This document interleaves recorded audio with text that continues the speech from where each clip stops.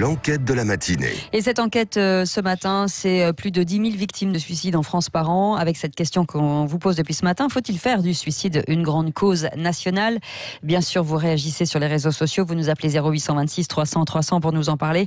Et ce matin, nous sommes avec Chantal Henry. Bonjour.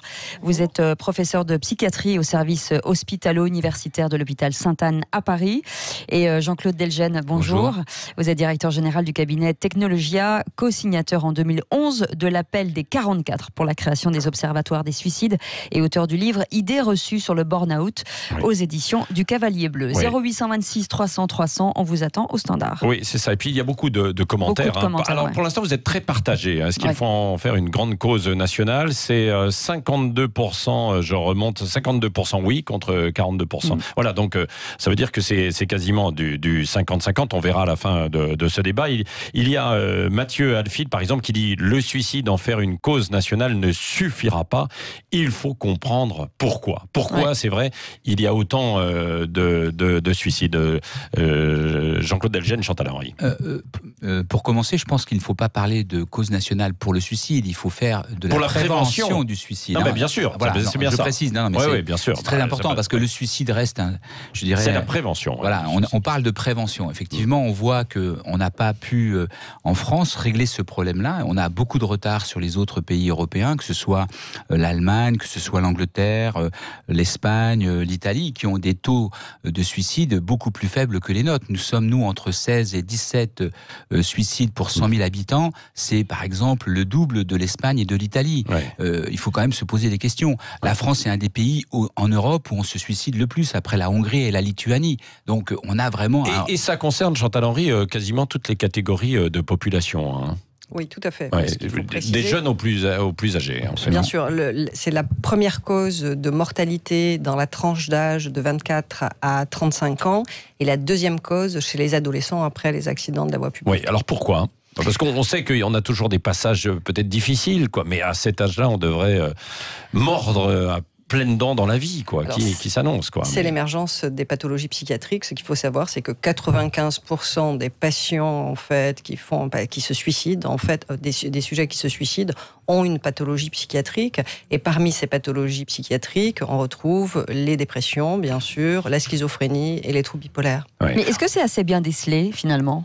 Non, et c'est un énorme problème, en fait. C'est le retard au diagnostic et c'est le non-repérage, finalement, de ces pathologies quand elles surviennent, au début en fait de leur survenue. On sait que le délai entre la prise en charge et la survenue du début des troubles est très pourvoyeuse de gestes suicidaires. Oui, que ce soit donc à l'école là ou au travail, on va le voir avec Jean-Claude Delgen. On marque une pause dans un instant. Vous nous appelez, nous avons Christophe qui est en ligne qui pourra réagir et puis on prendra toutes vos questions et on en débattra avec nos invités. Est-ce qu'il faut faire du suicide, de la prévention du suicide, évidemment, une grande cause nationale? Vous votez sur les réseaux sociaux. 9h28, restez avec nous, on est ensemble jusqu'à 10h. Le Grand Matin Sud Radio. L'enquête de la matinée. Il est 9h31, merci d'être avec nous. On continue ce matin sur ce sujet qui est lourd, le sujet du suicide ce matin, avec Chantal Henry, professeur de psychiatrie au service hospitalo-universitaire de Sainte-Anne à Paris, et Jean-Claude Delgen, qui est directeur général du cabinet Technologia. Oui, avec... alors ça bouge un petit peu, 53-47, oui, il faudrait faire de la prévention du suicide une grande cause nationale, même si les avis sont partagés, parce que Villeneuve, par exemple, dit « Le suicide n'est pas une maladie, c'est une affaire personnelle dans laquelle l'État n'a rien à faire ». Qu'est-ce que vous pouvez lui répondre, Chantal Henry ou Jean-Claude Delgen, Évidemment, il y a beaucoup de... Alors, il y a Mathieu qui lui répond pourquoi l'État est en cause. Je sais de quoi je parle, lui, en revanche. Donc, au contraire. Qu'est-ce que vous pouvez répondre? Ça fait partie encore des idées fausses. Le suicide, c'est un acte quand les gens n'ont plus aucun recours pour enlever pour atténuer une souffrance, en fait. Et comme je le disais, 95% des sujets, en fait, qui font un acte suicidaire ont une pathologie mentale. Donc, effectivement, bien sûr que l'État doit prendre en charge, en fait, le soin, l'organisation des soins. Donc, non, je ne suis pas d'accord avec ça. On a un message de Léviat qui dit, avant de faire du suicide une cause nationale, on pourrait peut-être commencer par les maladies mentales, avec tous les anxiolytiques, antidépresseurs, etc., qui sont consommés en France. Alors là aussi, c'est une fausse idée. En fait, ce qu'il faut savoir, c'est que le fait que les patients soient traités, ça diminue en fait le risque de suicide. Et il y a des traitements très spécifiques qui montrent qu'on peut avoir une réduction du suicide. Les psychothérapies également, non. En fait, donc c'est les marronniers de tous les étés. On consomme trop de psychotropes en France. En fait, on consomme plus de médicaments. Il y a plus de médicaments qui sont prescrits. Ils ne sont pas forcément adaptés. Alors, ils ne sont pas forcément adaptés. Effectivement, ils ne sont pas forcément consommés, en fait. Mais on sait que 50% des dépressions, en gros, ne sont pas traitées correctement. C'est très pourvoyeur de suicide. Ce que dit Paysan 47, c'est-à-dire que le burn-out conduit souvent aussi au suicide, Jean-Claude Delgennes. Vous avez beaucoup travaillé sur la question dans les entreprises. Et vous continuez. Tout à fait. Deux choses, en fait. On voit bien qu'il y a des facteurs primaires. On en a parlé, les maladies... les pathologies psychiques qui peuvent effectivement conduire au passage à l'acte, mais il y a d'autres facteurs dits peut-être secondaires qui sont par exemple les difficultés professionnelles qui peuvent effectivement expliquer parfois, je dirais, des situations dans des situations délétères de travail que les gens en fait étant en souffrance, ça a été dit, là, qu'est-ce que c'est que le suicide ? C'est la personne qui n'arrive plus à faire face à une trop grande souffrance et qui décide, pour faire taire cette souffrance, de quitter la vie. Oui, mais avant le passage à l'acte, on le voit beaucoup actuellement chez les policiers, chez les agriculteurs. Il y a des alertes. Est-ce qu'il y a véritablement des alertes ? Absolument. Quelqu'un qui va se donner la mort construit un scénario et jusqu'au bout, on peut inverser ce scénario. En fait, il suffit simplement d'être dans je dirais à la fois dans une écoute, de développer des pratiques de prévention adaptées, et on peut très souvent faire changer. Il y a 200 000 tentatives de suicide chaque année en France. 200 000. Est-ce que ce sont des gens qui ont un terrain fragile à la base ?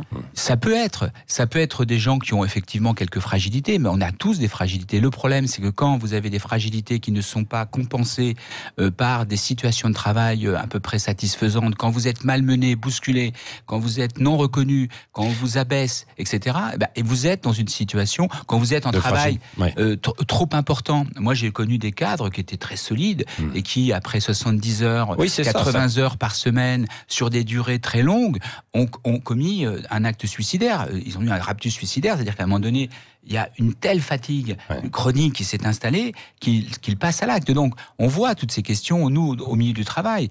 La question qu'il faut se poser aussi dans notre pays, c'est pourquoi nous avons plus, nous, d'actes suicidaires en France que dans les autres pays qui sont à peu près équivalents, en Espagne ou en Italie, etc., par exemple. Donc, en Allemagne d'actes suicidaires au niveau professionnel, je parle. Oui, on y va. Et on va au standard 0826 300 300 avec Pierre qui nous appelle de Toulouse. Bonjour Pierre. Bonjour Pierre. Bonjour. Je crois qu'en fait, les personnes à qui on donne un traitement sont mal suivies. Moi, j'ai eu un membre de ma famille qui s'est suicidé et je peux expliquer un petit peu la formule. On n'a pas suivi, disons, les médecins donnent un traitement. Le traitement, la personne doit aller voir, bien sûr, le médecin régulièrement. À un moment donné, elle va mieux, donc elle considère qu'après tout, elle arrête de prendre ce traitement-là et c'est là qu'elle bascule. Et je crois que la gravité de notre société, c'est que en psychiatrie, on interne les gens pour soulager la famille, et je le dis clairement, pas forcément pour la soigner. C'est-à-dire qu'au fond, lorsque la personne est prise en charge, on voit que c'est un petit peu comme une personne qui se blesse, on va la soigner comme ça, et puis après derrière c'est fini. Pour moi, la personne doit être plus ou moins mise sous tutelle, dans le sens, je dis pas une tutelle juridique, mais une tutelle médicale, c'est-à-dire que une personne devrait venir la voir régulièrement plutôt que d'attendre que cette personne vienne au rendez-vous qui a été fixé. Parce que bien sûr, si cette personne-là vit des moments difficiles, alors ça peut être en effet des problèmes d'ordre médicaux, de travail, c'est-à-dire elle perd son emploi, ou alors des problèmes familiaux. Évidemment, le médecin ne le sait pas, cette personne du coup évite de revenir chez le médecin parce que bien sûr elle se sent pas bien et malheureusement elle tombe dans le suicide. Et je crois que il faut revoir entièrement, je dis bien entièrement, le système psychiatrique aujourd'hui en France. Il ne s'agit pas de mettre des moyens financiers, il s'agit juste de repenser la façon dont on soigne ces gens-là. Oui, merci Pierre. On va vous répondre avec Chantal Henry qui est justement professeure de psychiatrie à Sainte-Anne. Alors, c'est tout à fait vrai qu'il faut mieux entourer le patient et avoir un contact, en fait, pouvoir garder le contact. Alors, il y a des choses qui sont mises en place pour des gens qui font une première tentative ou qui font des tentatives de suicide récidivantes, où on va essayer justement de privilégier ce lien avec les soignants. Et à l'heure actuelle, ce qui se passe aussi, c'est que les psychiatres doivent être beaucoup plus en lien avec tous les acteurs du soin. Le médecin généraliste, très souvent, a été maintenu hors de cette boucle, alors que de plus en plus, en fait, on sait que justement, il faut coordonner ce parcours de soins, coordonner les acteurs du soin autour du patient, justement, pour ne pas perdre. Et alors, d'aller dans un centre de psychiatrie, ce que disait Pierre, c'est que c'était pas forcément la solution adéquate. Pourquoi ?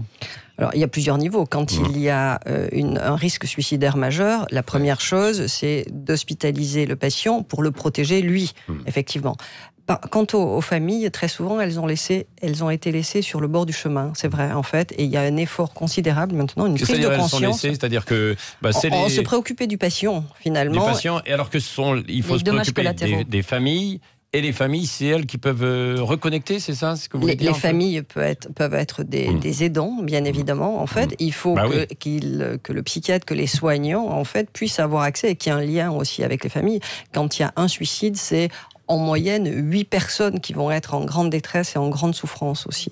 Mais est-ce que les capacités d'accueil, en l'occurrence Sainte-Anne, qui est quand même pas très très très chaleureux pour justement aider toutes ces personnes, est-ce qu'il ne faut pas démultiplier les capacités d'accueil sous la contrainte, mais dans des cliniques qui sont agréables pour le patient, ce qui n'est pas vraiment le cas dans votre établissement? Ça se fait de plus en plus quand même, ça, non? Alors, il y a plusieurs, il y a les systèmes hospitaliers et il y a les systèmes des cliniques. Je crois que ce qu'il faut privilégier, c'est la qualité du soin, effectivement. Et que dans cette qualité du soin, ont été réfléchis aussi d'un accueil un peu plus chaleureux, bien évidemment. Oui, Jean-Claude Delgen. Oui, ce qu'il faut savoir, c'est que sur les 10 000 et quelques morts chaque année, 35%... C'est énorme, hein. C'est énorme. 3 fois plus que sur la route, alors qu'on parle des accidents, évidemment, de la circulation routière. Sur ces 10 000 à peu près morts, un peu plus, on n'a pas un chiffre exact, parce qu'il y a beaucoup de personnes qui décident de se suicider. Quand vous êtes en Bretagne, par exemple, vous voulez vous donner la mort, vous allez nager au loin, c'est considéré comme un accident, vous voyez, donc pas noyade. Toujours, mais oui. C'est considéré comme une noyade souvent. C'est vrai. Il y a des manières de maquiller, en fait, pour des questions morbides, d'assurance, etc., des suicides. Mais ça, c'est la première chose. Sur ces 10 000 morts, vous avez à peu près 35 à 40% de personnes qui ont déjà fait une précédente tentative, ou plusieurs tentatives. C'est ça le vrai sujet. C'est comment on dégonfle, comment on suit, et c'est la vraie question qui a été posée par l'auditeur. Il y a l'acte de soin après une tentative de suicide, 200 000 chaque année en France, et après comment on suit, une fois que le soin est dispensé, les gens dans leur milieu. Parce que la famille est un élément essentiel, les amis, les proches. Toutes ces personnes doivent être consolidées autour de la personne. C'est ce que fait par exemple Eric, qui est l'équipe rapide d'intervention donc en cas de crise suicidaire à l'hôpital de Plaisir, et ça fonctionne très bien. Vous voyez, on suit les patients. Par exemple, en Angleterre, ils se sont aperçus qu'en appelant chaque semaine les patients qui avaient fait une tentative de suicide et qui étaient retournés chez eux, en les suivant dans la durée, en les appelant, en parlant avec eux chaque semaine, on diminuait largement le taux de récidive. Vous voyez, donc il y a énormément de choses à faire sans pour autant hospitaliser les gens. Il faut hospitaliser les gens. Et il faut un des problèmes en France, ça a été très souvent qu'on n'hospitalisait pas assez longtemps. On n'avait pas une formation non plus sur par exemple, aux urgences. Les urgentistes ne sont pas suffisamment formés à la crise suicidaire. Et très souvent, ils laissent repartir des gens qui sont dans une situation très difficile et il y a des passages à l'acte. On sait qu'il faut hospitaliser. On sait aussi qu'il faut conforter les familles, le milieu ambiant pour permettre aux gens de repartir et de se reconstruire. Mais est-ce que ça veut dire qu'au sein de l'entreprise, il faut effectivement mettre en place des systèmes de pédagogie pour les employés, en tout cas les collègues de bureau, et leur apprendre à déceler justement... Quand vous avez par exemple une jeune fille ou un jeune homme qui fait une tentative de suicide et qui revient au travail, les gens sont complètement démunis. Qu'est-ce que je dois faire? Comment lui parler? Très souvent, vous le disiez, la personne va dire non, mais c'était un coup de blues. Elle fait du déni, oui. C'était un coup de blues. blues, je suis passé à autre chose, maintenant ça va, alors que c'est pas forcément. Vous voyez ce que je veux dire? Donc, il y a toute une éducation à faire pour justement, et c'est ça quand on parle de campagne de prévention, faire en sorte d'avoir les bonnes habitudes, la bonne reconnaissance, le bon langage, la bonne écoute, l'attention aux autres. Moi, je reste d'avoir du temps pour écrire un livre sur la question de l'attention qu'on doit porter aux autres. Vous voyez? Et donc, c'est ces questions-là qu'il faut traiter dans la grande cause nationale, qui n'est pas simplement médico-médicale, qui est simplement une bienveillance. Une bienveillance. Vous voyez, par exemple, aux États-Unis, je donne un dernier exemple. Il y avait un pont où il y avait énormément de suicides. Il y a une jeune fille qui a simplement été sur ce pont et qui a mis des post-it en expliquant: si vous avez envie de vous suicider, téléphonez-moi. Eh bien, il y a effectivement, ça a fonctionné. Ça a fonctionné. Et il y a eu toute une campagne sur les réseaux sociaux. Les gens qui s'en sont sortis, en fait, l'ont remercié. Il y a eu toute une campagne aux États-Unis là-dessus. Donc, il y a beaucoup de progrès à faire en matière d'éducation pour permettre de limiter des morts la surmortalité par suicide qui peut être réduite très sensiblement. Ça, c'est vrai. D'ailleurs, au passage, on avait contacté pour l'émission SOS Amitié, qui n'a pas pu venir et qui nous a dit qu'il recherchait activement des écoutants bénévoles parce qu'il y a besoin. On en parle là des numéros d'urgence qui sont mis en place pour les féminicides, etc. Mais il y a tous ces autres secteurs. Donc, il y a Eurasienne qui dit aussi, pour réduire les suicides, il faudrait donner des meilleures conditions, évidemment, de vie et de travail aux Français. On sait que ça y participe, mais malheureusement, c'est un peu tarte à la crème parce que... la précarité et le chômage, vous avez un risque suicidaire qui est 4 fois supérieur. On le sait. Ça, c'est vrai. Un sans domicile et l'isolement. L'isolement, bien sûr. On peut lutter contre l'isolement. Comme on dit, grande cause nationale de la prévention, c'est possible par des campagnes, c'est ça, Chantal Henry, pour conclure? Oui, je pense que c'est possible, et de donner de l'information de manière générale sur les pathologies psychiatriques. Le problème, c'est que nos politiques s'en moquent totalement. C'est vraiment pas le sujet, quoi. Voilà, et donc c'est un vrai sujet. Pourquoi? Je terminerai là-dessus. Vous avez 200 000 tentatives de suicide chaque année en France. Si on considère que chaque personne, chaque victime est en contact avec au moins 20 autres personnes. Alors vous êtes journaliste, mais globalement avec 20 autres personnes. Ça veut dire que chaque année, vous avez 4 millions de Français qui sont touchés par ce phénomène morbide. 4 millions. Vous vous rendez compte? Et encore une fois, on le voit bien, ça laisse une trace à vie. Quand vous perdez un proche, un frère, un père, quand Boris Cyrulnik, j'ai organisé un colloque il y a quelques années, disait le suicide d'un enfant, c'est de l'ordre de l'impensable. C'est de l'ordre de l'impensable. Eh bien, quand vous avez effectivement des gens comme ça qui partent, ça laisse une trace derrière, et y compris, on le sait, les campagnes doivent le montrer aussi pour le prévenir, vous avez un effet d'incitation au passage à l'acte. Donc, plus vous avez un phénomène morbide dans la population, plus vous avez d'idées suicidaires, et plus vous entraînez, vous avez un effet d'entraînement vers le suicide. Et c'est pour ça que la responsabilité des politiques est quand même très grave. On a, nous, avec Michel Debout, avec d'autres, dû combattre pendant des mois pour imposer la création de l'Observatoire national du suicide, qui s'est créé en septembre 2012. Et c'est bien, on commence à avoir des chiffres, mais on est encore très en retard. On ne sait pas, par exemple, aujourd'hui, le nombre de suicides liés au surendettement. On ne connaît pas le nombre de suicides liés à la perte d'emploi, à l'éloignement familial, à l'isolement. On ne connaît pas encore tous ces chiffres. Et il faut vraiment travailler. Et il faut en faire une cause nationale. C'est pour ça, regardez autour de vous et parlez aux gens autour de vous.